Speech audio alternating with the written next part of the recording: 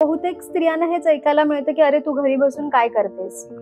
पण जेव्हा तुम्ही घरी बसाल आणि तुम्ही ती रिस्पॉन्सिबिलिटी घ्याल ना, तेव्हा तुम्हाला कळतं की ती घरी बसून काय करते आहे. जेव्हा एक स्त्री एका बाळाला जन्म देत असते तेव्हा तिला जे होणारं पेन असतं ते असं म्हणतात की 288 हा आकडा चुकेल पण 288 हाडं तुटतील एवढं मोठं पेन असतं ते. जेव्हा तुम्ही ऑफिसवर एका डेस्कवर बसून तुम्ही एक प्रोजेक्ट करत असता, ती पाठीमागे खूप सारे प्रोजेक्ट हँडल करत असते आणि ते सुद्धा विदाऊट एनी सॅलरी. ते क्षेत्रात स्त्री गेली आहे तर त्या क्षेत्रात गेलेली स्त्री आहे ना, ती तिच्या बळावर गेली आहे. तर तुम्हाला जशी स्त्री पाहिजे आहे तसे तिच्यासोबत तिच्या काहीतरी क्वालिटीज येणार. हे मी म्हणेन की स्त्रियांनीच आधी स्त्रियांना साथ दिली पाहिजे.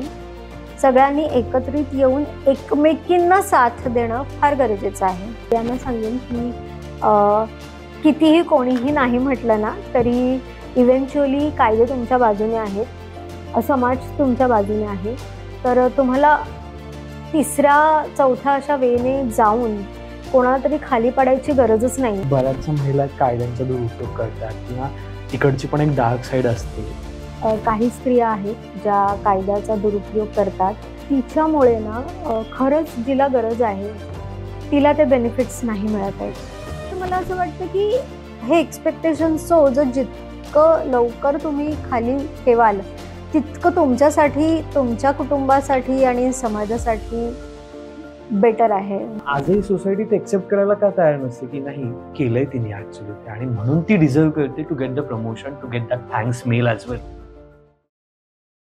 मेहुणे आणि मेहुण्यांचे पाहुणे, पण हेच पाहुण्याची माहिती सांगत नाही ती गोराबेज पॉडकास्टवर असतेच असते.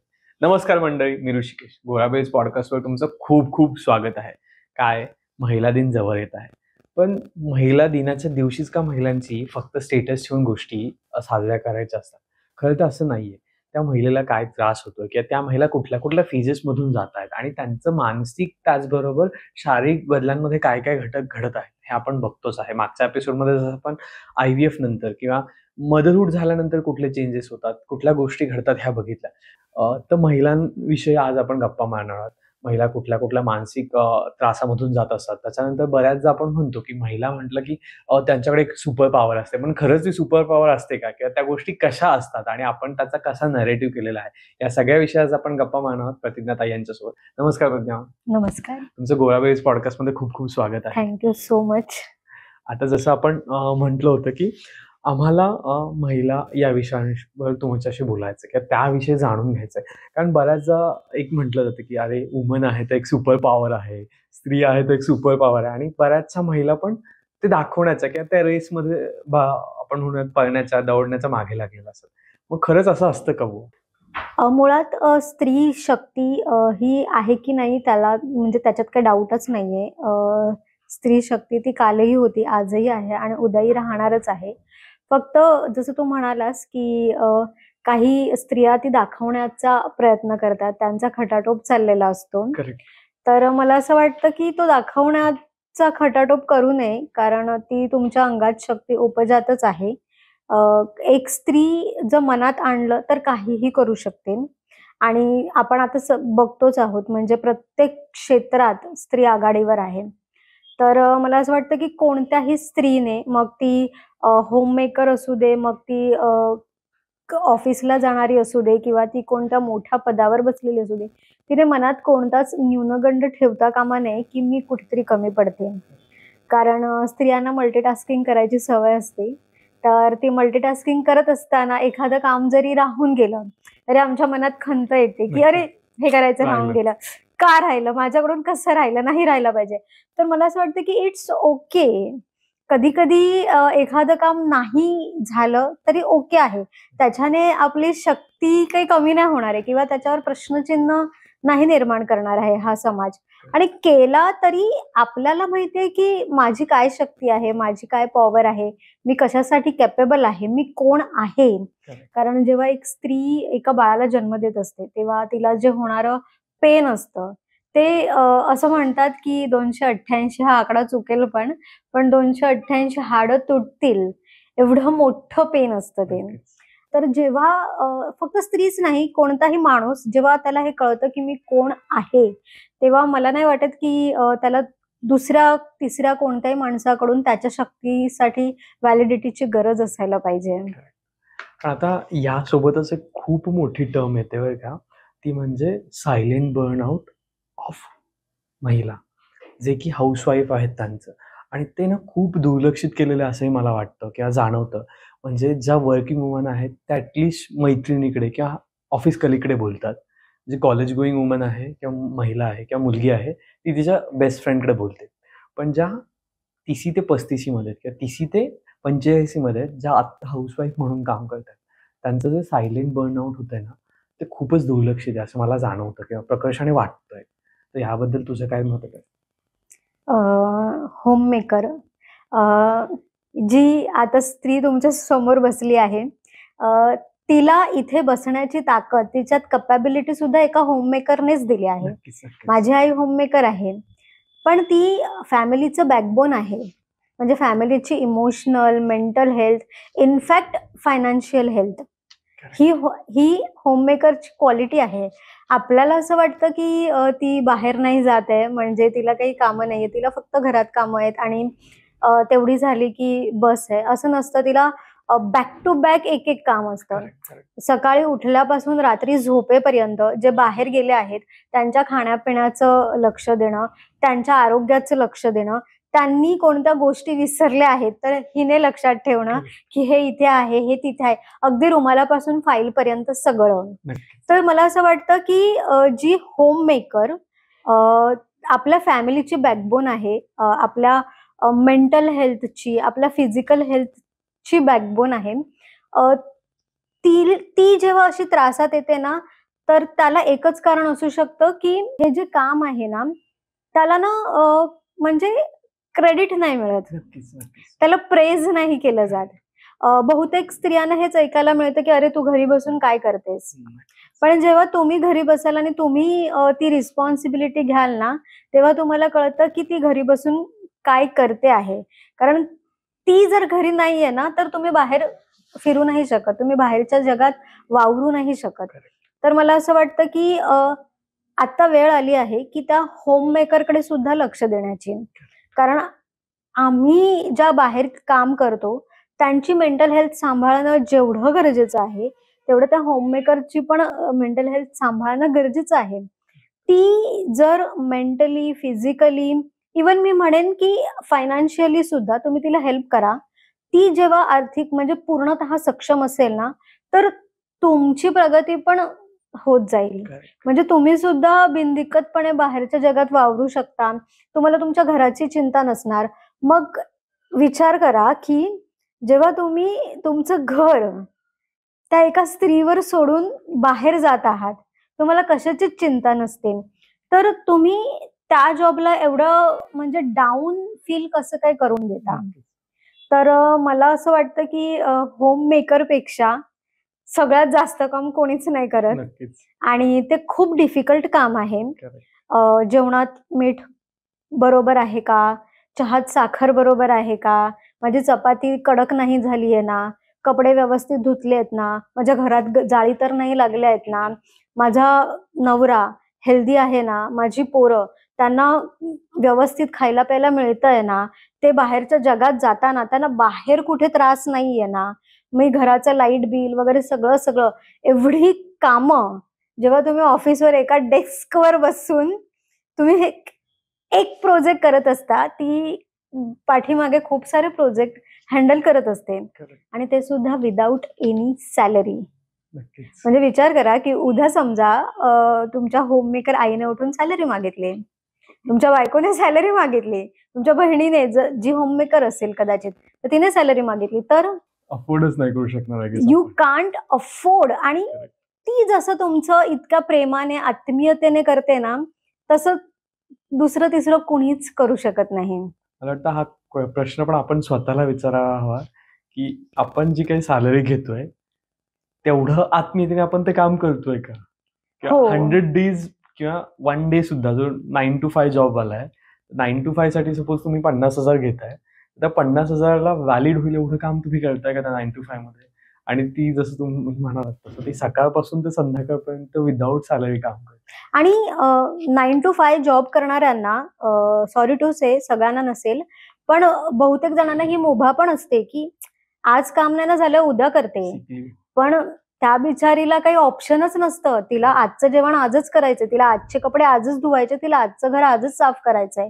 त्याहूनही जर घरात कोणी आजारी असेल तर तिचा जीव वर खाली होतो. म्हणजे तिला नकोसं होतं. म्हणजे तिला असं वाटतं की काय करू मी ह्याच्यासाठी, देवाचा धावा करू, औषधं बघू, चांगलं अन्न जेवायला घालू, काय करू. म्हणजे एवढं सगळं जर एखादी स्त्री करत असेल आणि विदाऊट एनी सॅलरी, तर तिला तिचं क्रेडिट द्यायला हवं. म्हणजे ज्याचं त्याचं क्रेडिट ज्याला त्याला योग्य पद्धतीने जाणं फार गरजेचं असतं. जेव्हा तुम्ही एखाद्या माणसाला प्रेज करता ना, तर तो 10% अजून जास्त काम करतो. नक्कीच. आणि तिला तुमच्याकडून काही नसतं पाहिजे, तिला फक्त 2 शब्द प्रेमाचे पाहिजे असतात. तिला तुमचं क्रेडिटही नको असतं. करेक्ट. तुम्ही जाण ठेवा नका ठेवू, ती तिचं काम व्यवस्थित करत असते विदाऊट एनी कंप्लेंट. फक्त तिच्याशी 2 शब्द चांगले तर बोलू शकता.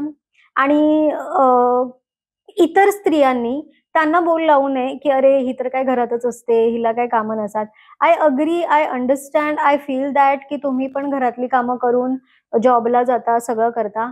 पण तिला नाहीये तो प्रेफरन्स, किंवा तिच्या तिच्या वाट्याला नाही आलाय तेवढा चान्स की ती बाहेर जाऊन स्वतःला प्रूव्ह करू शकेल.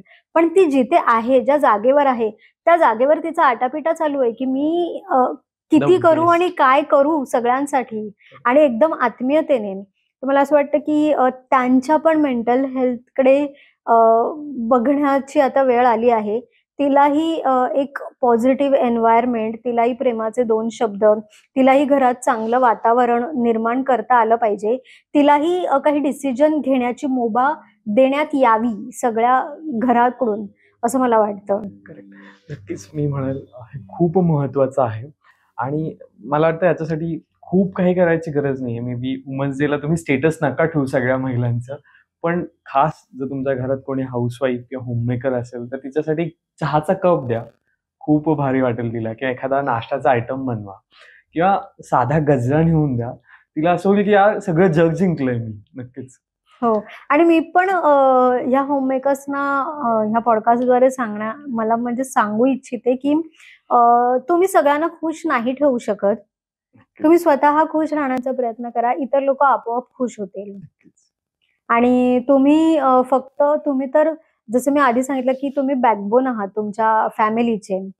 तर तुम्हाला गरजच नाही कोणत्या दुसऱ्या माणसाच्या व्हॅलिडिटीची. तुम्ही खूप चांगलं काम करताय, जे कुणीच नाही करत. नक्कीच. पण आता यासोबतच एक खूप मोठी गोष्ट येते, ती म्हणजे समाजाचे अपेक्षांचं ओझं. आणि हे बऱ्याचदा ना महिलेवर असतं असं जाणवतं. म्हणजे एक पुरुष असं वागलं तर त्याला कोणीच बोलणार नाही. पण एक महिला अशी वागली तर खूप नजरा तिच्याकडे जातात, आणि आपण ज्याला सो कॉल्ड समाज म्हणतो, त्याचं पूर्ण ओझं तिच्याकडे असतं. म्हणजे अपेक्षा असू देत, नजरा असू देत, किंवा बाकी कुठल्याही गोष्टी असू देत. म्हणजे एका स्त्रीला किंवा मुलीला इतके रेस्ट्रिक्शन्स असतात की तू असेच कपडे घालायला पाहिजे, तू असंच बसायला पाहिजे, तू असंच चालायला पाहिजे, तू असंच बोलायला पाहिजे. अगदी काही माणसं तुम्हाला खूप चांगली वाटत असेल ना, तरी ती पाठीमागून बोलत असतात. अरे मी हिला बघितलेलं, हिने असे कसे कपडे घातलेले, अरे मी तिला बघितलेलं, तिने काय रंग वेअर केलेला, तो काय तिला सूट पण होत नव्हता वगैरे. तर मला असं वाटतं की आणि खूप साऱ्या स्त्रिया ह्या म्हणजे एवढ्या छोट्याशा बर्डन खाली पण असतात नक्कीच. की मी व्यवस्थित कपडे कॅरी केलेत ना, इनफॅक्ट कलर पण तो व्यवस्थित आहे ना, मी जेव्हा मी समाजात वावरते आहे तेव्हा मी प्रत्येक जण माझ्याकडे एकदम प्रॉपर मी आहे अशाच वेने बघतोय का. तर मला असं वाटतं की जेव्हा आपण आपल्या बॅगेत आहे ना, म्हणजे जसं जसं एक एक दगड टाकत जाऊ तशी तशी ती बॅग हेवी होते. आणि एकदा ती बॅग हेवी झाली ना की ती अनबेअरेबल होते. नक्कीच. तसंच या एक्सपेक्टेशन्सचं पण आहे. जेव्हा हे एक्सपेक्टेशन्स तुमचे वाढत जातील तेव्हा त्या स्त्रीला ते अनबेअरेबल होतील, जे आता होत आहेत. आणि ती ते ओझं खाली ठेवलंय तिने. म्हणून आता तुम्हाला आजची स्त्री परवडत नाहीये. कारण एक वेळ होती की तुम्हीच तिला हे करायला भाग पाडलाय. की तुम्ही तिच्यावर अपेक्षांचं ओझं लादलंय, तुम्ही तिला अवास्तव मागण्या केल्या आहेत, तुम्ही तिला रेस्ट्रिक्शन्स आणून दिलेत आणि एवढं सगळं बर्डन एकाच माणसाला आणि ते पण 10 दिशांकडून किती म्हणजे हा आघात आहे तिच्यावर. तर ते जेव्हा तिला अनबेअरेबल होतं, तर साहजिकच आहे ती ते ओझं टाकून देणार आणि ती तिच्या तिच्या वेने पुढे जाणार. तर मला असं वाटतं की कोणत्याच महिलेला अ, गरज नाहीये कोणत्या एक्सपेक्टेशन्सच्या ओझ्याखाली राहण्याची. आणि प्रत्येक स्त्रीला मला हे सांगावंसं वाटतं की तुम्हालाच सगळी कामं करायला पाहिजेत किंवा तुम्हालाच सगळं यायला पाहिजे, हे कंपल्सरी नाहीये. नक्कीच. किंवा तुम्हीच सगळ्या दुःखांचं ओझं घ्यायला पाहिजे किंवा तुम्हीच सगळ्या कामांचं टेन्शन घ्यायला पाहिजे, हे पण कंपल्सरी नाहीये. थोडासा वेळ स्वतःसाठी द्या. जिथे नाहीच जमणार आहे, जी गोष्ट तुमच्या मेंटल आणि फिजिकल हेल्थवर येते आहे, तिथे सरळ नाही म्हणायला शिका. करेक्ट. कारण आज जर तुम्ही मेंटली आणि फिजिकली फिट असाल, तर उद्या तुम्ही तुमच्या कुटुंबाला पाहू शकता. पण आज जर तुम्ही ते सगळं बर्डन घेऊन ते नाही झेपत आहे तरीही तो खटाटोप करून जर तुम्ही करता आहात आणि ते तुमच्या हेल्थवर, इमोशनल आणि फिजिकल हेल्थवर जर ते हावी होते आहे ती गोष्ट, तर उद्या जेव्हा तुम्ही बेडरिडन व्हाल, तेव्हा तुम्हाला बघायला कोणी नसणार आहे. कारण कर्त्या सवरत्या तुम्हीच आहात घरातल्या. तर ह्यासाठी तरी मला असं वाटतं की ते एक्सपेक्टेशन्सचं ओझं नसावं. थोडं बाजूला सारावं आणि थोडं आउट ऑफ द वे जाऊन विचार करावा. आणि येस की हा पण विचार करावा की माझ्यावर जे एक्सपेक्टेशन्स लोक देत आहेत ती खरंच व्हॅलिड आहेत का, करेक्ट. की ती फक्त मलाच आहेत आणि ती दुसऱ्या माणसाला नाहीयेत का, सगळे एक्सपेक्टेशन्स माझ्याकडूनच. आणि भले ठीक आहे मी त्या एक्सपेक्टेशन्स करायला सगळं आटापिटा करते माझ्या जीवाचा, पण त्याने पण समाधान नाही होते समाजाचं. करेक्ट. नवीन काहीतरी येतच आहे. मी आज त्यांच्या 10 एक्सपेक्टेशन्स पूर्ण करते, उद्या सकाळी उठल्यावर 11वी एक्सपेक्टेशन्स पुढे असते. Correct. म्हणजे लोकांचं समाधानच नाही होत आहे. नक्कीच. हा समाज मी कितीही चांगलं वागण्याचा प्रयत्न केला तरी कुठली तरी तिसरी गोष्ट माझ्यासमोर येऊन ठेवताय आणि मला दाखवताय, बघ ही पण राहिली आहे. त्या 10 केल्यात ना, इट्स ओके, पण ही राहिली आहे करायची, ही नाही केलीस म्हणजे you are not good enough.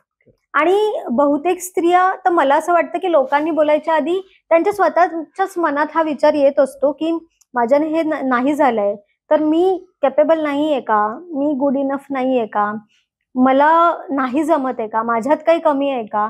तर मी म्हणेन की नाही, तुम्ही एक गोष्ट जरी चांगली केलीत ना तरी तुम्ही कॅपेबल आहात करायला. करेक्ट. आणि जी लोक फक्त बोलतायत काही करत नाहीयेत आणि तुम्ही करता आहात, तर त्या लोकांना तुम्हाला बोलण्याचा काहीच अधिकार नाहीये. नक्कीच.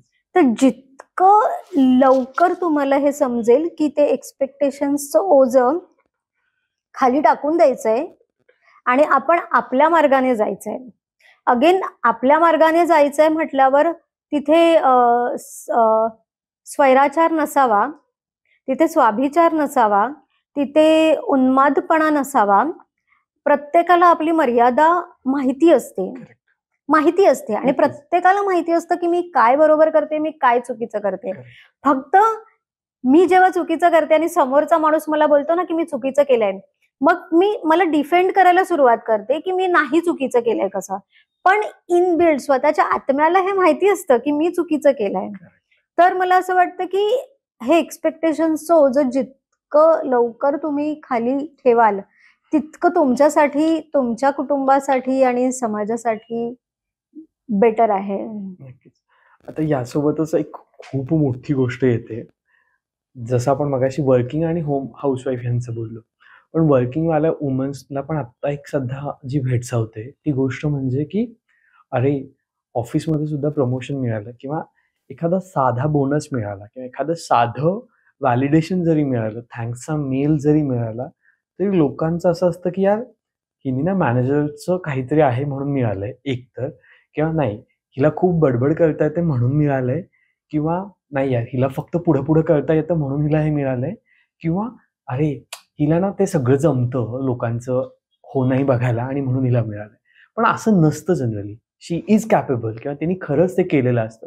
मग आजही सोसायटी ते एक्सेप्ट करायला का तयार नसते, की नाही केलंय तिने ऍक्च्युली ते आणि म्हणून ती डिझर्व करते to get the promotion, to get that thanks mail as well. आपण जेवढं म्हणतोय ना, की समाज पुढारलेला आहे, स्त्रियांसाठी सगळं काही आम्ही तयार केलेलं आहे. स्त्रियांसाठी कायदे तयार केलेत, स्त्रियांसाठी प्लॅटफॉर्म तयार केलाय, स्त्रियांसाठी नवीन-नवीन अपॉर्च्युनिटीज आल्या आहेत. प्रत्येक क्षेत्रात स्त्री गेली आहे. तर त्या क्षेत्रात गेलेली स्त्री आहे ना, ती ती तिच्या बळावर गेली आहे. ती तिच्या हिमतीवर गेली आहे. नक्कीच. जर आपण डोळे आणि बुद्धी अगदी उघडे ठेवून जर बघितलं ना, तर तुमच्या ह्या सो कॉल्ड कायद्यांचा, तुमच्या ह्या सो कॉल्ड अपॉर्च्युनिटीचा, प्लॅटफॉर्मचा, त्या जी स्त्री ऑलरेडी पुढे गेली आहे, एम्पॉवर्ड झाली आहे, तिने नाही घेतली आहे ह्याची मदत. मदत करेक्ट. कारण हे फक्त दाखवण्यासाठी आहे. ती जेव्हा खरंच तिथे पोहोचतेय ना, तेव्हा तिचे पाय खेचले जातात. तिने काहीतरी करावं ह्याच्यासाठी. आणि ह्याच्यात फक्त पुरुष नाहीयेत, ह्याच्यात स्त्रियाही आहेत, की ज्या स्त्रीला हे सगळं मिळत नाहीये, ती त्या स्त्रीला असंच म्हणते की हिने काहीतरी केलं असेल, किंवा हिचं काहीतरी असेल, किंवा हिचे मोठमोठे रेफरन्स असतील, जे तू सगळं मांडलंस ते. तर इथे तिच्याकडे माणूस म्हणून बघा. जर म्हणजे हे प्रचलित आहे वाक्य, की जर तुम्हाला कमावती स्त्री पाहिजे असेल तर ती घरची कामं नाही करणार. जर तुम्हाला फॉर्म स्त्री पाहिजे असेल तर ती तुमच्या प्रत्येक व्ह्यूजवर मतं मांडणार. जर तुम्हाला डेअरिंगबाज स्त्री पाहिजे असेल तर ती तिच्या डिसिजन मध्ये तुम्हाला येऊन नाही देणार. ती तिचे डिसिजन घेणार. तर तुम्हाला जशी स्त्री पाहिजे आहे तसे तिच्यासोबत तिच्या काहीतरी क्वालिटीज येणार आहेत. त्या तुम्ही एक्सेप्ट करायला तयार आहात का, की तिला तुम्हाला बांधून तर ठेवायचंय आणि पिंजरा फक्त ओपन करून ठेवायचा आहे, की तू जा, पण तिला उडून नाही द्यायचंय. आणि ती उडायला लागली की तिचे पंख कापायचे. हे जेव्हा तुम्ही बंद कराल ना, आणि वुमन एम्पॉवरमेंट, स्त्री मुक्ती, स्त्रियांसाठी चळवळी वगैरे, मला असं वाटतं की ह्या फक्त दाखवण्याच्या गोष्टी न राहता त्या आत्मसात केल्या पाहिजेत थर्ड पर्सनने. आणि इथे मी म्हणेन की स्त्रियांनीच आधी स्त्रियांना साथ दिली पाहिजे. सगळ्यांनी एकत्रित येऊन एकमेकींना साथ देणं फार गरजेचं आहे. कारण मला असं वाटतं की पुरुष फार नंतर येतात, आधी ह्यांच्याशी जमत नाही. हो, आपण बोलतो नाही लोक फार नंतर येतात आणि तुमचे कान भरले गेल्यानंतर ते इश्यूज चालू होतात तुमच्या सोबत. Sorry to say to all women, but this is a fact. तर मला असं वाटतं की हे कुठेतरी बंद व्हायला पाहिजे. आणि हे आता तुम्ही एक्सेप्ट करा की स्त्री ही स्वतःच्या हिमतीवर पुढे होते. येस, कुठे अडखळली तर ती मदत मागणार, कुठे मागे पडली तर ती स्वतःला शोधणार, कुठे तिला ज्ञान पाहिजे आहे, कुठे काही शिक्षणात ती मागे आहे तर ती शिक्षण घेणार. पण ती तिचे मार्ग, तिचा जो रस्ता आहे ते फिगर आउट करणार आणि ती पुढे जाणार. ती थांबणार नाही आता. आणि जर तुम्ही तिला थांबवण्याचा प्रयत्न केलात तर मग त्याचे परिणाम मग भांडणं, क्लेश वगैरे ह्या सगळ्यांमध्ये कन्वर्ट होणार. मग तिथे कोणालाच शांतता नाही मिळत आहे. तर जर तुम्ही म्हणताय की स्त्री एम्पॉवरमेंट, स्त्री शक्ती वगैरे, तर तुम्ही तिला तसं जगण्याची मुभा द्या. आणि जसं मी आधीच्या प्रश्नामध्ये म्हटलं की जेव्हा तुम्हाला ती मुभा मिळते तेव्हा त्या बाउंड्रीज सेट करणं तुम्हाला गरजेचं आहे. तिथे स्वैराचार नसावा, तिथे स्वाभिचार नसावा, तिथे एक माणूस म्हणून तुम्ही जगलं पाहिजे.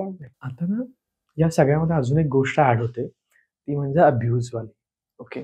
आणि कधी कधी खूप साऱ्या अशा महिला आहेत किंवा खूप साऱ्या अशा स्त्रिया आहेत, तो होतोय अब्यूज हे त्यांना कळतं, पण ती बोलायची मुभा नसते, भीती वाटते, किंवा समाजाचं पुन्हा प्रेशर म्हण किंवा काहीतरी म्हण, पण ते बोललं जात नाही ते अब्यूज. आणि ते स्वतः त्रास तो सहन करत असतात. त्यांच्यात ती इनबिल्ट सहनशक्ती आहे म्हणून ठीक आहे, पण कितपत हा सहन केला पाहिजे आणि कधी त्याला वाचा फोडलीच पाहिजे?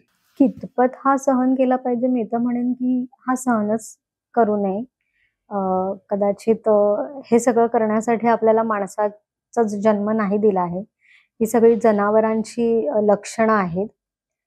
जेव्हा अब्यूज होतो तेव्हा मोस्ट ऑफ द स्त्रिया समाज काय म्हणेल आणि माझ्या घरच्यांना काही कोणी बोलणार नाही ना, घरच्यांच्या स्टेटसमुळे किंवा मुलांसाठी ते त्या सगळं सहन करत असतात.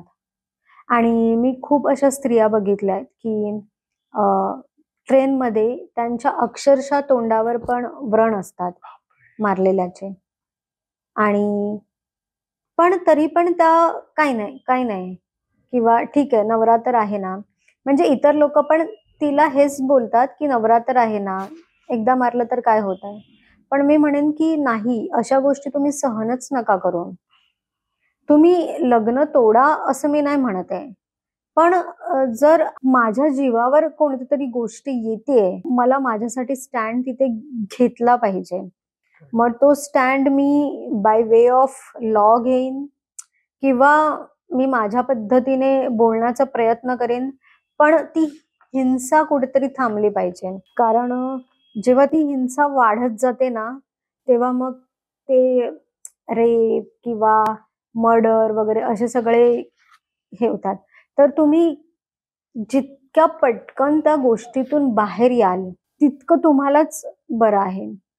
आणि मोस्ट ऑफ जेव्हा मी बघते की घरकाम करणाऱ्या बायका की त्या एवढ्या 10-10, 12-12 घरांची कामं करतात, म्हणजे खूप राब-राब राबतात आणि घरी फक्त नवरा तिने पैसे नाही दिले, दारूला पैसे नाही दिले म्हणून जेव्हा ती मार खाते आणि परत वरून त्यालाच जेवायला करून घालते किंवा त्याच्याच हेल्थची काळजी असते तिला वगैरे.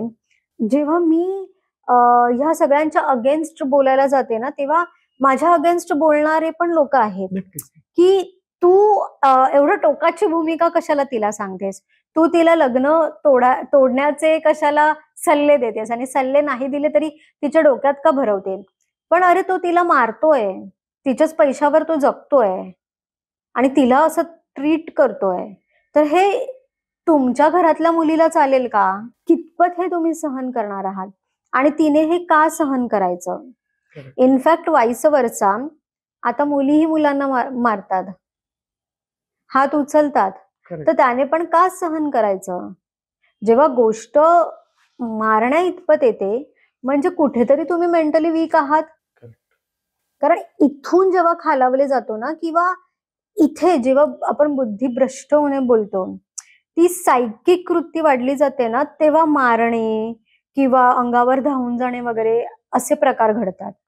मग इथे काउन्सिलिंगची फार गरज आहे त्या माणसाला, आणि अशी माणसं काउन्सिलिंगला पण तयार नाही होत.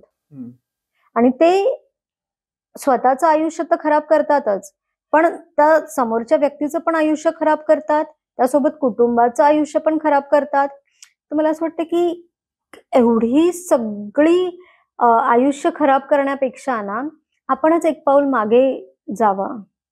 कारण तुमचा जीव महत्वाचा आहे. तुम्ही वाचलात तर खूप काही अचीव करू शकता. तर मला असं वाटतं की कुठेतरी ह्या गोष्टीला आळा घालणे फार महत्वाचं आहे. प्रत्येक गोष्टीत तुम्ही कायदे मोडू नका, पण प्रत्येक गोष्टी तुम्ही कायद्यावर सुद्धा डिपेंड नका राहू. आज फॅमिली कोर्टामध्ये लाखाच्या वर केसेस पेंडिंग आहेत. लाख केसेस तर चालत आहेत. तर किती आणि कोणकोणत्या केसेसमध्ये सरकार लक्ष घालणार आहे? आणि फॅमिली मॅटर मध्ये तर तुम्हाला जस्टिस पूर्णपणे सरकार पण नाही देऊ शकत. तुमच्या दोघांमध्ये काय होतंय हे फक्त तुम्हालाच माहिती असतं. मग हे कुठेतरी फार काळ त्या केसेसमध्ये गुंतणं किंवा फार काळ त्या इमोशनल अब्यूज मध्ये राहणं, एन्झायटी, डिप्रेशन, शारीरिक व्याधींना आमंत्रण देणं आणि उगाच एवढं चांगलं लाईफ दिलं ते स्पॉइल करून बसणं, त्याच्यापेक्षा त्यातून बाहेर या, नका सहन करू तो अब्यूज. मग हे मी स्त्रियांना पण सांगेन आणि पुरुषांना पण सांगेन, कोणताच अब्यूज, मग तो इमोशनल असू दे किंवा फिजिकल असू दे, तो नका सहन करू. तुम्ही एकदा सहन केलात तर तुम्हाला परत दुसऱ्यांदा होणार, मग तिसऱ्यांदा होणार, आणि जेव्हा पाणी डोक्याच्या वर जाणार तेव्हा तुम्हीही काही नाही करू शकणार. त्यामुळे कशाला सहन करायचं? वेळ पडली तर मदत घ्या, आहेत खूप लोक तुम्हाला मदत करणारे. खूप सारे आजकाल काउन्सिलिंग आणि त्या सेशन्स येत आहेत किंवा तसे स्ट्रीम पण येत आहेत जिथे तुम्ही हेल्प सीक करू शकता ना. येस. हे सगळं असताना एक गोष्ट प्रकर्षाने जाणवते किंवा एक डोक्यात येते, की बघा म्हणजे तुला पण पटतंय का ताई, की मुलीला ना घरामध्ये फाजील लाड करून एक तर चांगलं लाडात वाढवलं जातं, की पापा की परी है म्हणून.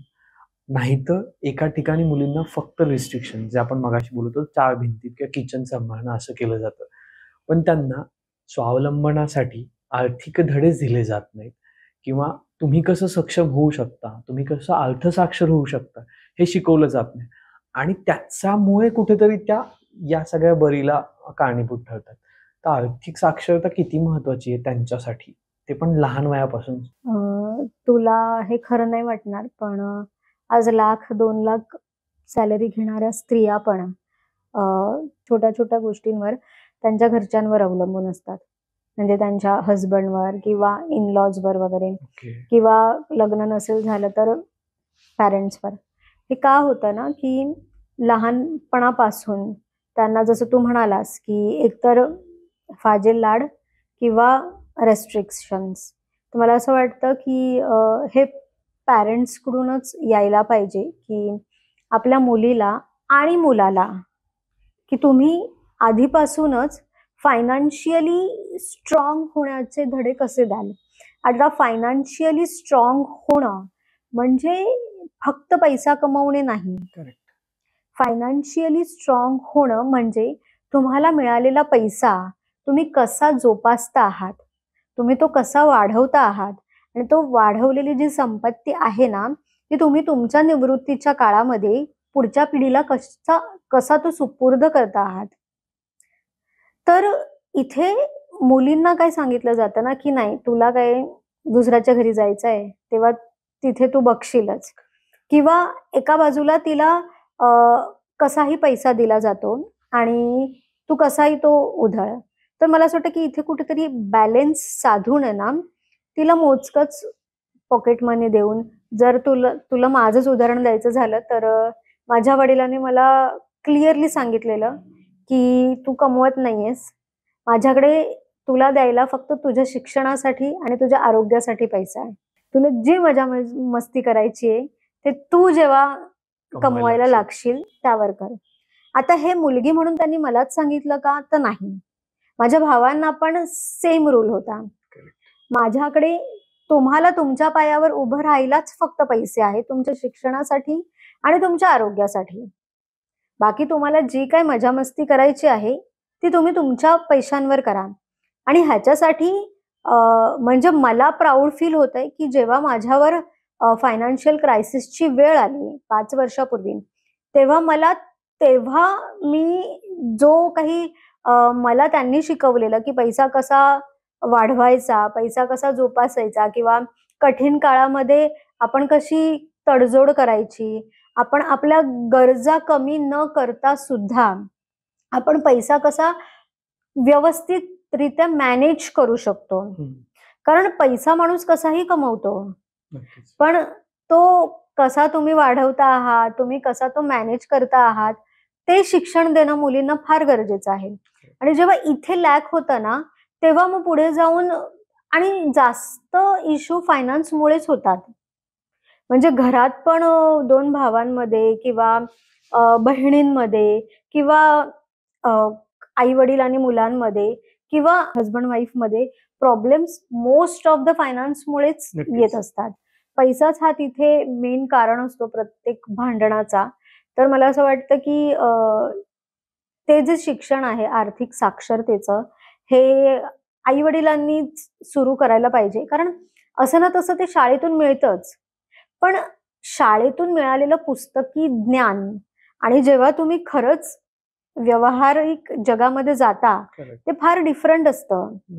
त्यात जेव्हा तुम्ही व्यवहारिक जगामध्ये जाता तेव्हा तिकडचे रूल्स अँड रेग्युलेशन्स, तिकडे तुमच्यावर जे बंधनं असतात ती फार वेगळी असतात. आणि मला असं वाटतं, की मुलांना ना ती जेव्हा मोठी होतील, म्हणजे कळती होतील, तेव्हा तुम्ही त्यांना घर सांभाळायला दिलं पाहिजे. प्रॉपर नाही, पण ऍटलिस्ट हे एवढे पैसे आहेत, तू एवढ्या पैशात ह्या महिन्याचा खर्च तू बघायचा, तू किती वाचवशील. हे माझ्या आई वडिलांनी केलं आहे.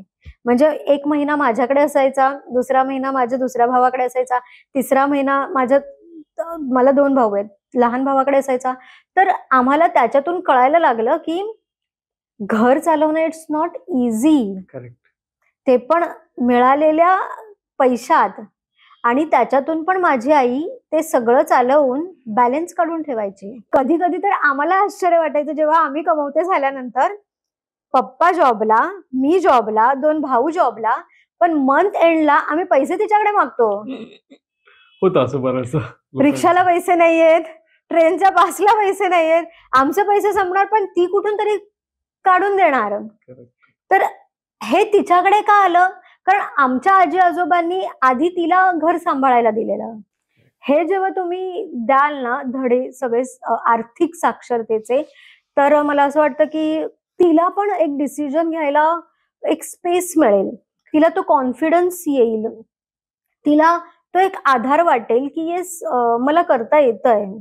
आणि आर्थिक साक्षरता म्हणजे जसं मी म्हणाले की फक्त पैसे कमावणं नाही. आर्थिक साक्षरता म्हणजे पैसे मॅनेज करणं, त्याच्यावर डिसिजन घेणं, अगदी प्रतिकूल आणि अनुकूल परिस्थितीतही. कारण आपल्याकडे जेव्हा पैसे नसतात तेव्हा आपण प्रतिकूल परिस्थितीत वेगळे वागतो आणि अनुकूल परिस्थितीत वेगळे वागतो. आणि आपल्याकडे जेव्हा पैसे असतात तेव्हा पण आपण प्रतिकूल परिस्थितीत वेगळे वागतो आणि अनुकूल परिस्थितीत वेगळे वागतो. मग ह्या दोन्ही गोष्टींमध्ये पैसे असताना पण आणि नसताना पण आपण आपलं लाईफ कसं ट्रॅकवर आणू शकतो, आपण ते कसं मॅनेज करू शकतो, हे धडे जेव्हा द्याल ना तेव्हा मला असं वाटतं की पुढे जाऊन त्यांना ह्या जगात वावरण्यासाठी फार इझी होईल. आणि ते फाजील लाड वगैरे, पापा की परी वगैरे, मला असं वाटतं की ते बंद करा. कारण तुम्हाला नाही माहिती की तुमच्या परीला घराच्या बाहेर जाऊन किती साऱ्या समस्यांना सामना करायचा आहे तिला. आणि जोपर्यंत तुम्ही आहात तोपर्यंतच ती परी बनून राहणार आहे. मला असं वाटतं की तिला बापा की परी न बनवता तिला वाघीण बनवा, तिला जगाशी सामना करण्याची ताकद द्या. कारण आजकाल खूप वाईट गोष्टी घडतायत. आणि मग दुसरा प्रश्न उद्भवतो स्त्री संरक्षणाचा. मग ते आधीपासूनच जर आपण तसे धडे दिले तर ह्या गोष्टींची गरजच नाही भासणार नंतर. इथे मी ऍक्च्युली आवर्जून सांगावंसं वाटतं मला की हे सगळे पॉइंट्स आपण ह्या पॉडकास्ट मधून मांडतो आहोत महिलांविषयी. ते काही पॉइंट महिलांच्या बाजूने आहेत, काही अगेन्स्ट मध्ये आहेत, पण त्याचा हेतू फक्त हाच आहे की जे अगेन्स्ट मध्ये आहेत ते त्यांनी समजून घ्यावं की का अगेन्स्ट मध्ये आहेत, आणि ते त्यांना इन फ्युचर किती धोकादायक आहे, आणि ते त्यांच्या चांगल्यासाठीच आहे. इथे कोणत्याही स्त्रीला हिणवण्याचा किंवा तिला खाली खेचण्याचा प्रयत्न नाहीये. इथे आपण जस्ट डिस्कस करतोय की काय चांगलं आहे आणि ते अधिक किती चांगलं करता येईल, आणि काय वाईट आहे जे थांबवलं गेलं पाहिजे किंवा ज्याचा ऍटलिस्ट विचार व्हायला पाहिजे. हो. आता यासोबतच मग एक गोष्ट येते, ती म्हणजे मेनोपॉज, मासिक पाळी आणि पिरियड्स. सोशल मीडिया या गोष्टी खूप बोलल्या जातात, पण तरीही बऱ्याचशा सोसायटीतल्या घरांमध्ये त्या गोष्टी तितक्या उघडपणे नाही बोलल्या जात.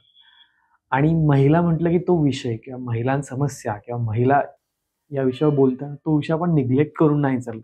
म्हणून मला त्याचा विचारायला आवडेल की याविषयी बोलताना कशा गोष्टीत सुरुवात करायला हवी किंवा याच्यावरचं जे एज्युकेशन आहे ते कसं असावं. पहिली गोष्ट म्हणजे सोशल मीडियामुळे ह्या गोष्टी सगळ्यांना माहिती आहेत. करेक्ट. अगदी म्हणजे लहान मुलींपासून किंवा मुलंही ह्या गोष्टी जाणून घेण्याचा प्रयत्न करतात सोशल मीडियावर. अगदी आता स्कूलमध्ये पण ह्याचे धडे दिले जात आहेत. म्हणजे मासिक पाळीचे किंवा म्हणजे मुलींना ज्या काही समस्या असतात त्याचे धडे त्यांना दिले जात आहेत. तर मला असं वाटतं की जेव्हा हा विषय आहे ना, आई वडील जेव्हा घरात बोलतील एकमेकांशी किंवा एकमेकांसमोर किंवा मुलांना त्याच्यामध्ये इन्व्हॉल्व करून घेतील, जेव्हा मला असं वाटतं की येस काही गोष्टी ज्या त्या वयात कळलेल्या बऱ्या, ना आधी ना लेट. तर जेव्हा त्यांचं ते कळण्याचं वय येईल तेव्हा त्यांना ओपनली त्या गोष्टी सांगाव्यात, आवर्जून सांगाव्यात. आणि कारण तुम्ही नाही ना सांगितलं तर तो मुलगा, ती मुलगी सोशल मीडियावर किंवा बाहेर थर्ड पर्सनला वगैरे विचारून तो जाणून घेण्याचा खटाटोप करतात ते लोक. Correct. त्यांचं बॅकएंडला ते लर्निंग चालू असतं, ते तुम्हाला माहिती नसतं. तर ह्या गोष्टी तुम्ही जेव्हा ओपनली बोलायला सुरुवात कराल ना, तेव्हा मला असं वाटतं की शाळेतल्यांना त्या अजून ओपनली शिकवण्याला त्यांना अजून सोपं जाईल. कारण स्त्रियांच्या बाबतीतल्या बऱ्याचशा गोष्टी आहेत ना, त्या फार प्रायव्हेटली बोलल्या जातात. इनफॅक्ट 2 स्त्रिया बोलत असताना पण त्या अगदी खुसूर-फुसूर करून बोलत असतात, की जसं काय खूप मोठं काहीतरी पाप घडलेलं आहे आयुष्यात. तर असं न करता ह्या समस्या आहेत, त्या शारीरिक समस्या आहेत. त्या प्रत्येक पुरुषाच्या बहिणीला असतात, त्या प्रत्येक पुरुषाच्या बायकोला असतात, त्या प्रत्येक पुरुषाच्या आईला असतात, वहिनीला असतात, काकीला असतात, मामीला असतात आणि त्या प्रत्येक पुरुषाला माहिती असतात. जेव्हा त्याचं ते जाणून घेण्याचं वय येतं तेव्हा त्याला माहिती असतात. तर आपल्याला वाटतं की समोरच्या माणसाला माहिती नाहीये किंवा हे फक्त स्त्रीचे प्रश्न आहेत किंवा हे फक्त पुरुषाचे प्रश्न आहेत, हे स्त्रीला माहिती नसतील किंवा सगळ्यांना माहिती असतं. पण ते तुम्हाला माहिती नसतं की समोरच्याला माहिती आहे ते. तर हा जो पडदा आहे ना, तो बाजूला सारून ट्रान्सपरन्सी आणा. मी एक इथे उदाहरण सांगेन की जेव्हा मेनोपॉज येतो स्त्रीला, तेव्हा तिची चिडचिड होते. तिला कधी-कधी हॉट फीलिंग्स येतात किंवा तिची शारीरिक व्यवस्था ढासळते. तिला काही गोष्टी विसरायला होतात. तिला खूप असं थकवा येतो आणि ती सांगत नाही हे कोणाला. आणि ती सांगत नाही, समोरच्याला असं वाटतं की आता तर चांगली होती. म्हणजे आत्ता काही दिवसांपूर्वी तर चांगलं काम करत होती, मग आत्ता मध्येच का झालं?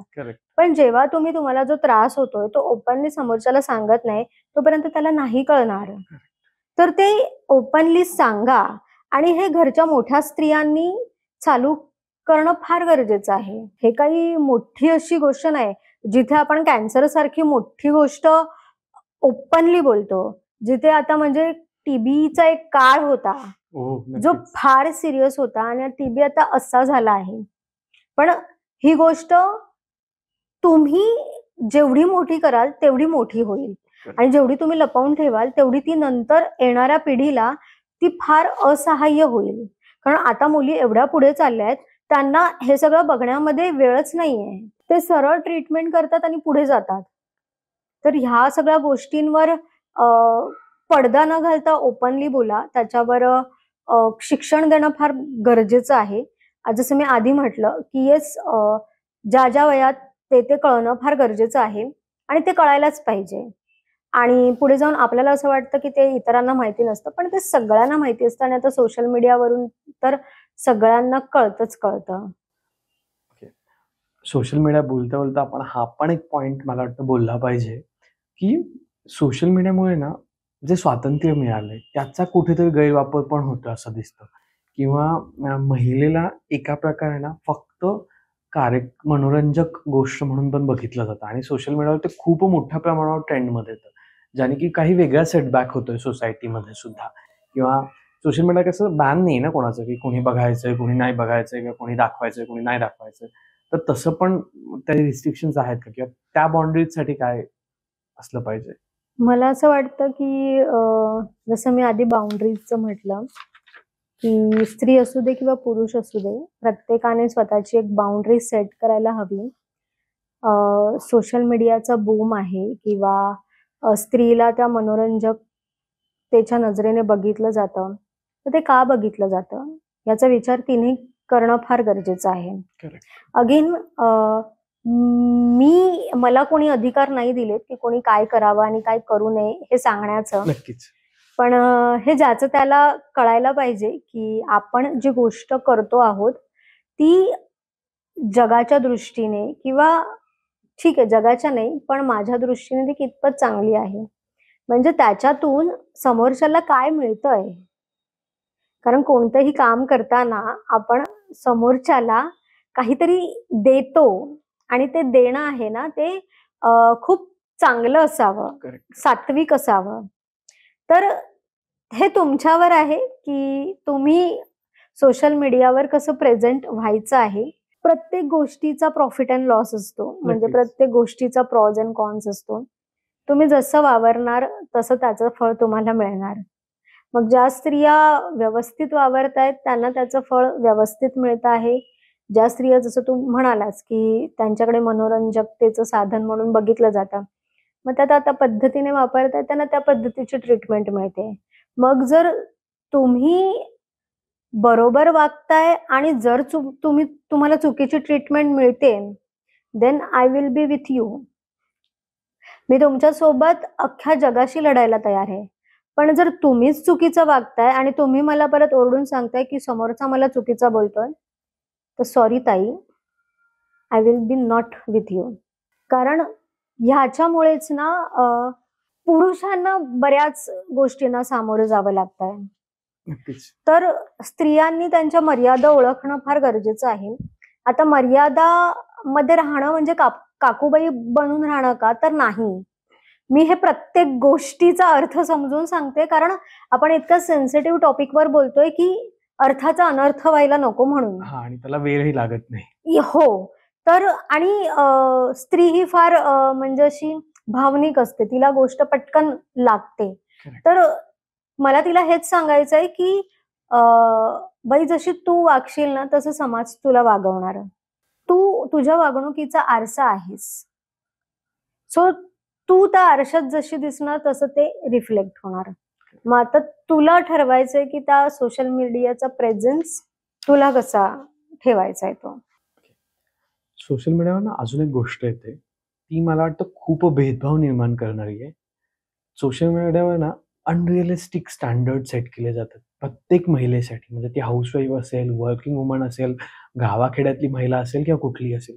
पण प्रत्येकाचे एक स्टँडर्ड लोकांनी सेट केलेत आणि त्या स्टँडर्डमध्ये फिट नाही बसलं ना, त्या व्यक्ती, महिला म्हण, पुरुष म्हण, तर नाही, ते नाही येत त्यातलं, तो चेकमार्क येतो. खरंच हे गरजेचं आहे का? म्हणजे का तुम्ही हे स्टँडर्ड सेट करता आणि कशासाठी? ह्याच्यावर मला हे विचारायचं आहे की सोशल मीडिया खरंच खरा आहे का? नक्कीच नाहीये. पण इतका तो आपला अविभाज्य भाग झाल्यासारखं झालंय ना, की तो नसेल तर तुम्हाला चैन पडत नाही आणि ते स्टँडर्ड म्हणून तुम्ही असलेच पाहिजेत कुठेतरी असं आत्मसात करायला लागलाय किंवा तसं होतंय लोकांचं. जे की नाही व्हायला पाहिजे असं मला वाटतं. हो.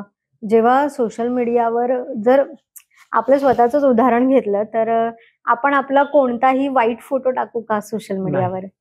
आपण आपला 10 फोटोंमधला एकदम कोणता छान फोटो असेल तोच टाकणार.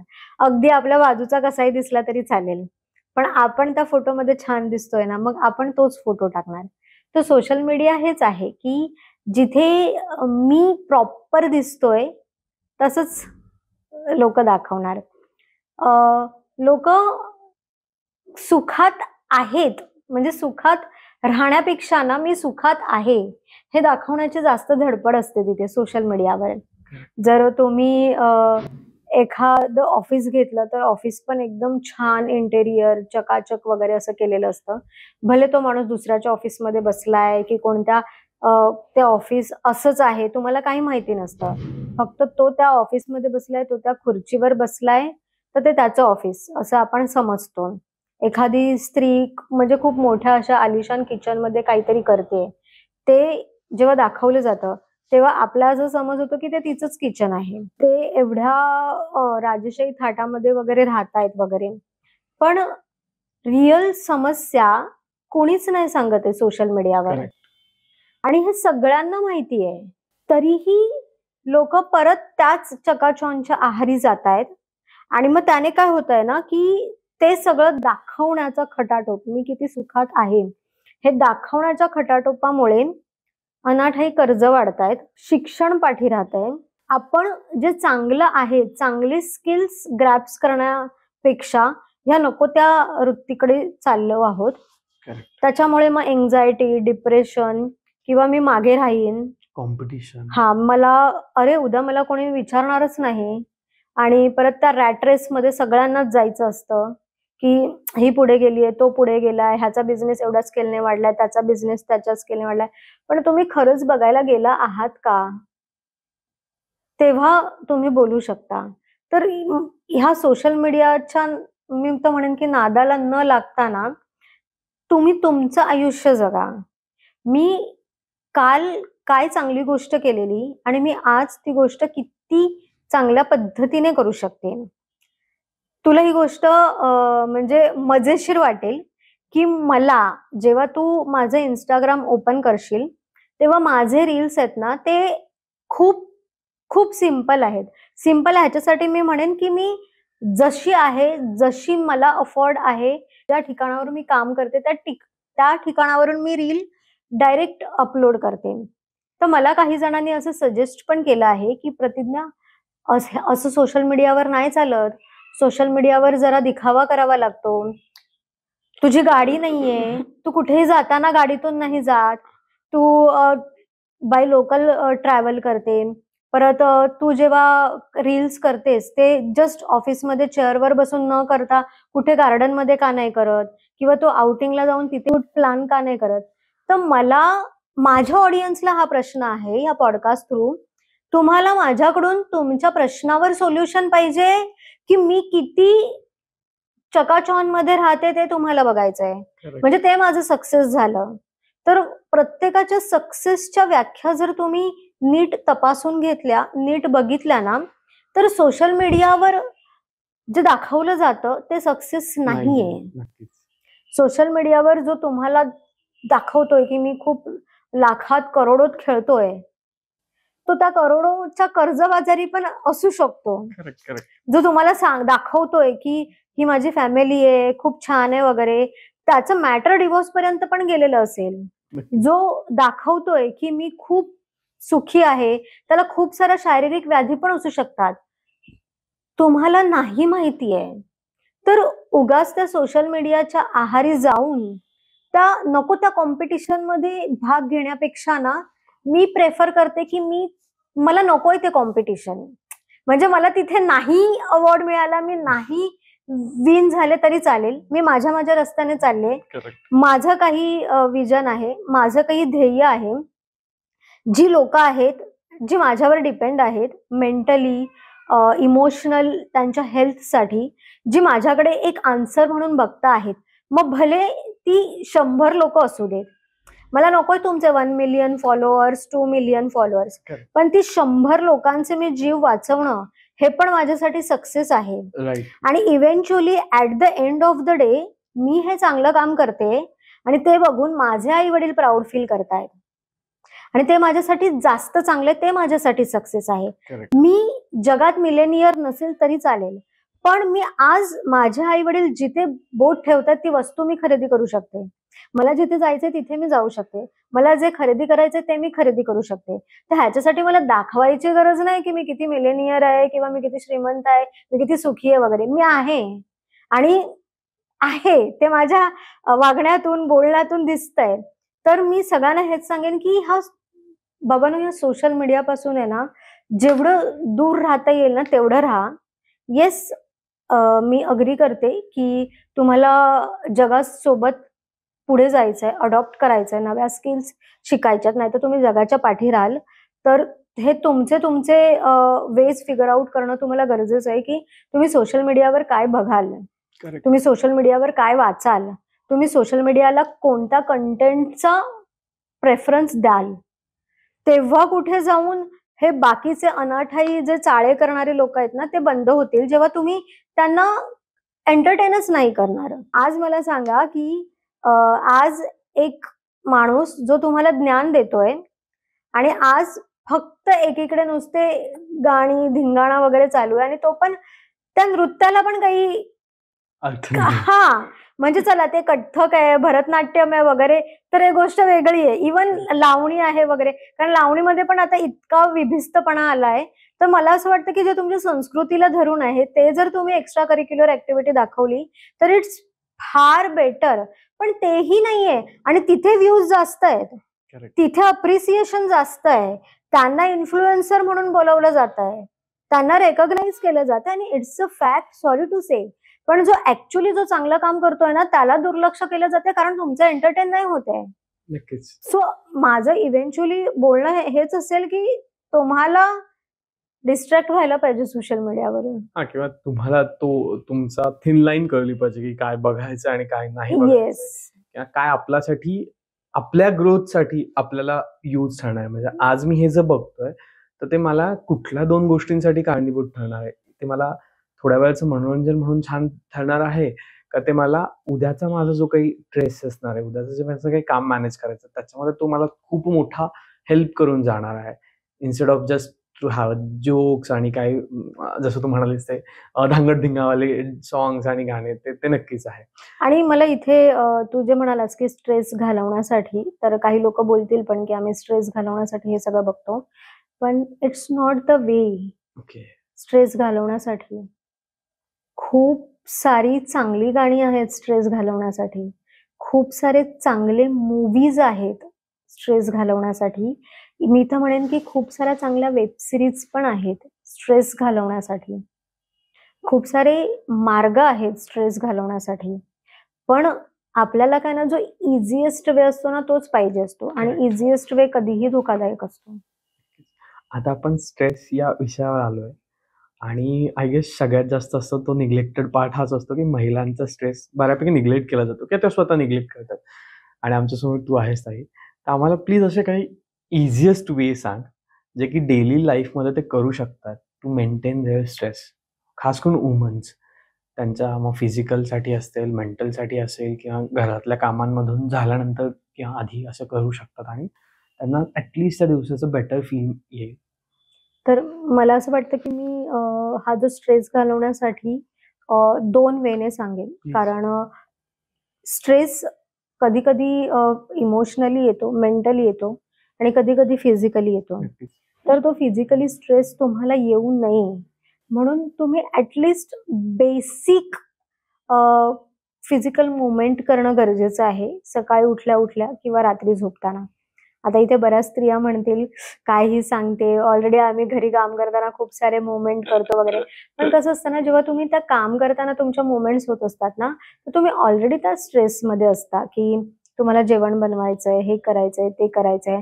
पण जेव्हा तुम्ही एखादा पर्टिक्युलर वेळ काढता, अर्धा तास नको, हार्डली 5 मिनिटं, 5 मिनिटात बऱ्याच एक्सरसाइज होतात. अगदी 5-5 आपण रिपिटेशन्स घेतले तरी. Correct. पण ते तुमच्या बॉडीला बेटर आहे. हा, पहिल्या काही दिवसांमध्ये तुम्हाला नाही वाटणार, पण इव्हेंच्युअली त्याचा फरक जाणवतो की तुमची बॉडी तुम्हाला साथ देते, किंवा तुम्हाला पर्टिक्युलर जिने चढताना आता तुमचे पाय नाही दुखत आहेत, किंवा तुम्हाला थकवा नाही लागत आहे, किंवा ब्रिदिंगचा इश्यू नाही होत आहे, कारण ती सवय तुम्ही तुमच्या शरीराला केली आहे. आणि ह्या सगळ्या छोट्या छोट्या कुरबुरी जेव्हा बाजूला होतील ना, तेव्हा आपोआप तुम्ही फ्रेश फील कराल. आणि राहिली गोष्ट की प्रत्येक काम मलाच करायला पाहिजे, डेलिगेट करा कामं. तुमच्या शिवायही कामं होतात आणि इतर लोक पण चांगली कामं करतात. नक्कीच. ठीक आहे, एकदा दोनदा नाही करणार तुमच्यासारखं, कारण मी काम करते ते वेगळं आहे, तू काम करशील ते वेगळं आहे, हे काम करतील ते वेगळं आहे. पण आपण माणूस म्हणून किंवा कुटुंबातील एक भाग म्हणून एकमेकांना समजून घ्यायला पाहिजे. आणि आपल्याला काय टाइम्स ऑफ इंडियामध्ये आपलं नाव नाही येणार आहे की अरे माझ्या घरात एकदम परफेक्ट आहे सगळं हे ते वगैरे. तर कुठेतरी काहीतरी राहिलं तर ठीक आहे. म्हणजे ही एक चांगली ओळ मी वाचलेली, झाले बरेच वर्ष याला, की कुठेतरी काहीतरी राहणार, काहीतरी चुकणार, काहीतरी हुकणार, आणि काहीतरी आपल्याला सोडून जाणार. मग ते ना, जे राहिलंय ना ते दुरुस्त करावं. नसेल दुरुस्त करायचं तर शांत बसावं. जे आपल्याकडून हुकलंय ना ते आपण जाणून घेण्याचा प्रयत्न करावा की असं काय झालेलं, जे गेलंय परत आणता येईल का. आणि जे ऑलरेडी गेलंय ना तर ते जाऊ द्यावं, आणि लाईफमध्ये कृष्णापर्णमस्तू म्हणून पुढे जावं. हा एकच वे आहे. कारण बऱ्याच गोष्टी अशा असतात की आपण त्या चेंज नाही करू शकत, आणि ज्या गोष्टी आपण चेंज नाही करू शकत त्या नाही करू शकत, तुम्ही कितीही आटापिटा करा. Correct. तर तुमचं फिजिकली फिट राहणं हे तुमच्यासाठी फार गरजेचं आहे.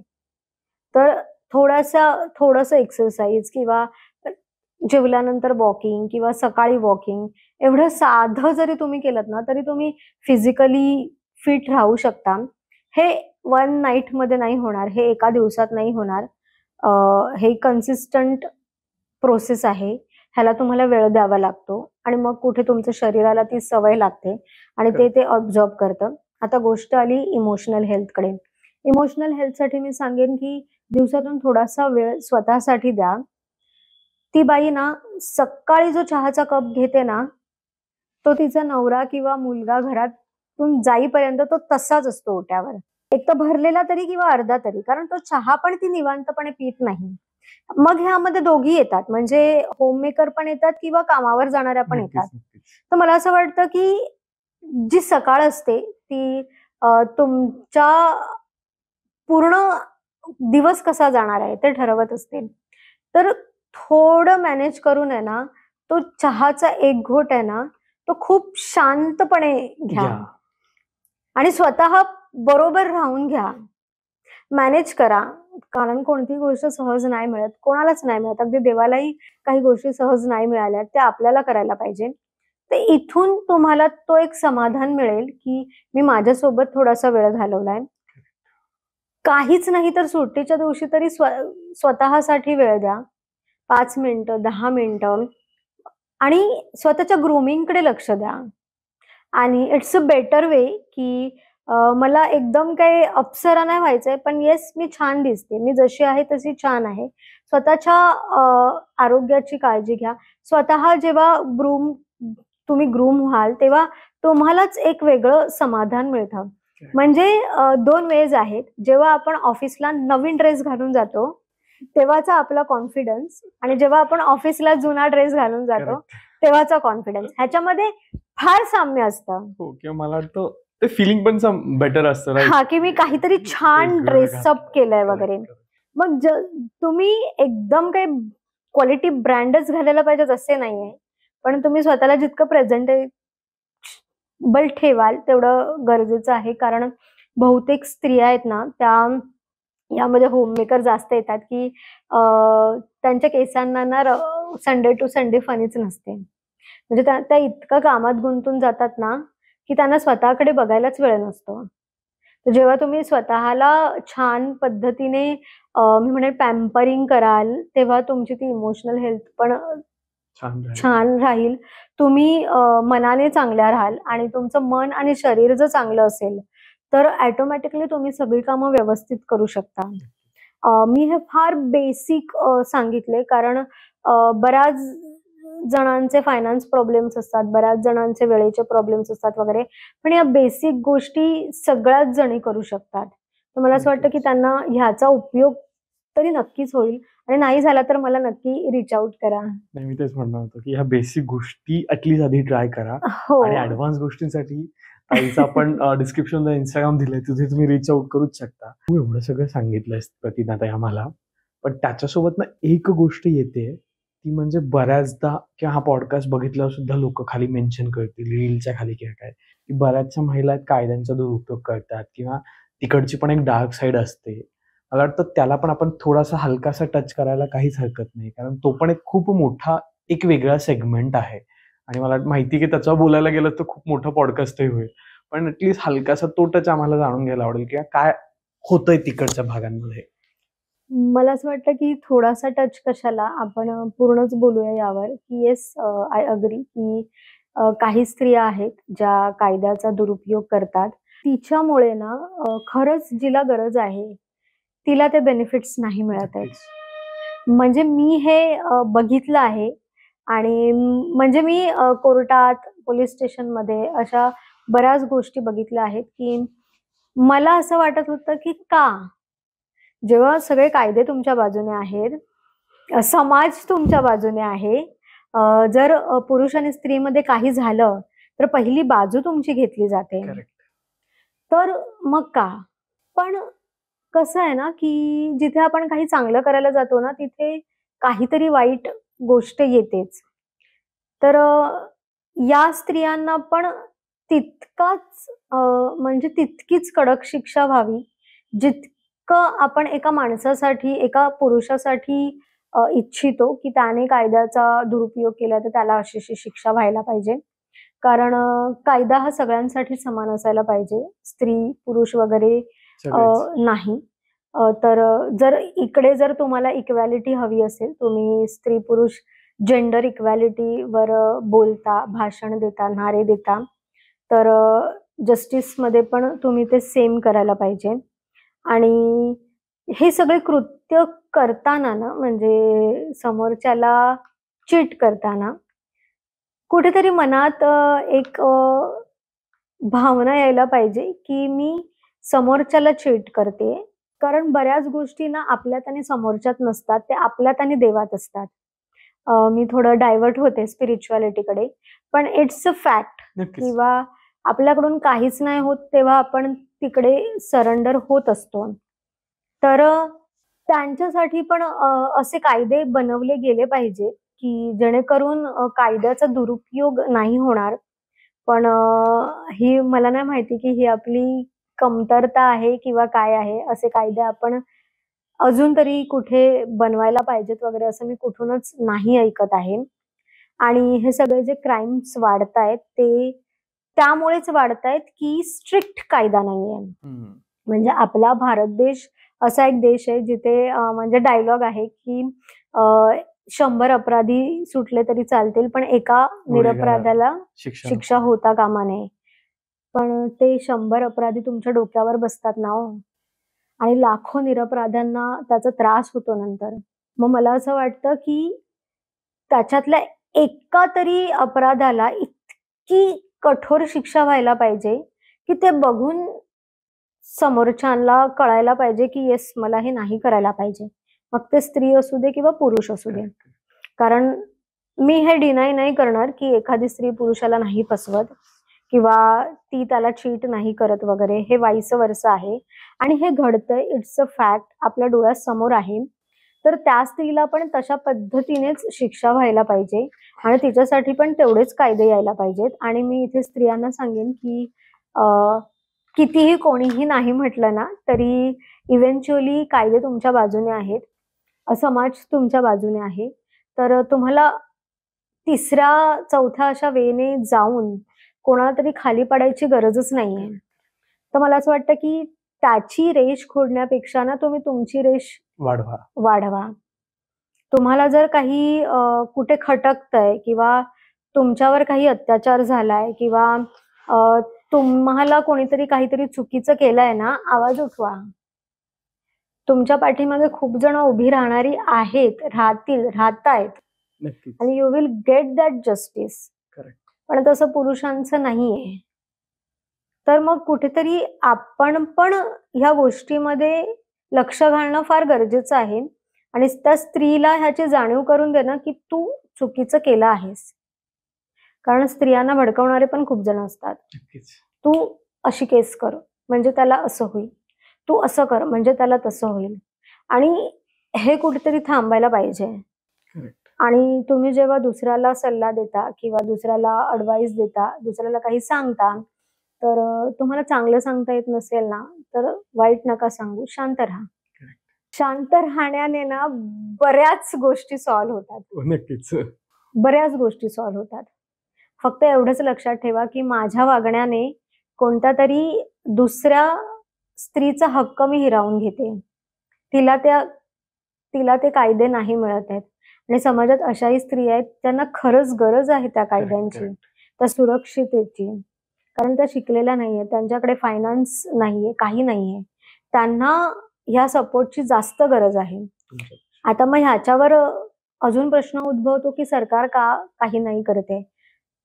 मला असं वाटतं, की कोणतीही गोष्ट ना ती घरातून म्हणजे एका माणसातून उद्भवून ती घरातून ती समाजाकडे, ती राज्याकडे आणि ती देशाकडे जाते. मला असं वाटतं, की मग प्रत्येक माणसाने जर ठरवलं, की मला कसं राहायचं आहे किंवा मला कसं वागायचंय, तर बरेच प्रश्न सॉल्व्ह होतील. नक्कीच. आणि आपण बराचसा म्हणतो ना, की मुलगी शिकली, प्रगती झाली. हो. तुम्ही शिकलात, तुम्हीच तसं नाही वागलात, तर आय गेस समोरचाही तसं नाही वागणार आणि एकंदरीत तो रेशो थोडासा कमी होईल, थोडासा तो आटोक्यात येईल. आणि ह्या पॉडकास्टचं माझ्याकडून कन्क्लूड करताना मी इतकंच सांगेन, की तुम्ही समोरच्याला जसं वागवणार ना, तसं तुम्हाला रिटर्न मिळणार. इथे कदाचित ट्रोलिंग होईल किंवा कंट्रोवर्सी होईल, की जेव्हा अस्पृश्य जातींना आधी खूप खालच्या लेवलला वागवलं गेलं, तेव्हा कुठे जाऊन हे आरक्षण करण्याची वेळ आली. तुम्ही त्यांना जर व्यवस्थित वागवलं असतं, आरक्षण करण्याची वेळ आली नसती. नक्कीच नक्कीच. तुम्ही माणुसकी नाही दाखवलीत. Same about woman. तुम्ही आधी स्त्रियांना कसं वागवलेलं? म्हणजे आधी जी मातृसत्ताक पद्धत होती ती जाऊन मग स्त्रियांचे जे छळ वगैरे झाले, तिला कमी लेखलं गेलं वगैरे. मग आज का नाही ती स्वतःच्या पायावर उभी राहणार? आज ती बघते तिच्या आईला, तिच्या आजीला कसं वागवलं गेलं आहे. तसं मला वागवता कामा नये कोणी आणि मी कमवतेय. मला काही बोलायचं नाही. तुला जे पाहिजे ते सगळं मिळणार घरात. तर ह्या गोष्टी कुठून येतायत? कुठेतरी आपणच कुणाला तरी हिणवलेलं, खालची दिशा दाखवलेली. आता ती व्यक्ती जेव्हा मोठी होते, तेव्हा ती तुमच्या वरचढ होणारच आहे. मग आपण ठरवायचं की आपण समोरच्याशी कसं वागायचं आहे. मग तो स्त्री असू दे, पुरुष असू दे, मग ते खालच्या जातीचे असू दे, वरच्या जातीचे असू दे, गरीब असू दे, श्रीमंत असू दे. नक्कीच. त्याच्याकडे एक माणूस म्हणून बघा. बरेच प्रश्न सॉल्व्ह होतील. खरंच प्रतिज्ञा तुझे खूप खूप आभार. एक तर खूप असा सेन्सिटिव्ह किंवा खूप असा सौम्य विषय आहे तो तू बऱ्याच डिटेलमध्ये समजून सांगितलात. मला माहिती आहे वेळेचं बंधन असल्यामुळे बऱ्याचशा गोष्टी आपल्याला टच नाही करता येत किंवा बऱ्याचशा गोष्टींवर आपल्याला तितकंसं नाही बोलता येत. पण तरी तू त्यातल्या त्यात बऱ्याचशा गोष्टी खूप सिंपल वेने सांगायचा प्रयत्न केलात. आणि असं ना कधीतरी ती माहिती असतात गोष्टी पण सोनाराने कान टोचला त्याचा जास्त इम्पॅक्ट होतो. तर तसंच काहीसं प्रेक्षकांचंही झालं असेल. पुन्हा एकदा तुझे खूप खूप धन्यवाद. त्याचबरोबर हा एपिसोड तुम्हाला कसा वाटला ते कमेंटमध्ये लिहायला विसरू नका. तुम्हालाही या वुमन्स डेसाठी किंवा नॉर्मली महिलांसाठी कुठल्या गोष्टी माहिती आहेत त्याही कमेंटमध्ये सांगायला विसरू नका. त्याचबरोबर तुम्हाला हा एपिसोड वाटलाय का आणि अशाच प्रकारचे एक सेन्सिटिव्ह विषयांवर किंवा सौम्य विषयांवर काही एपिसोड्स हवे असतील तर कमेंटमध्ये सौम्य असा शब्द लिहायला विसरू नका. तोपर्यंत धन्यवाद. भेटूयात पुढच्या एपिसोडमध्ये नवीन विषयासोबत, नवीन गेस्टसोबत. धन्यवाद. जाता जाता सबस्क्राईब करायला विसरू नका यार. कारण तुम्ही बघताय, लाईक करताय, कमेंट करताय, पण तेवढं सबस्क्राईबचं बटन नाही दाबत. तर ते नक्की प्रेस करा. चलो मिलते हैं.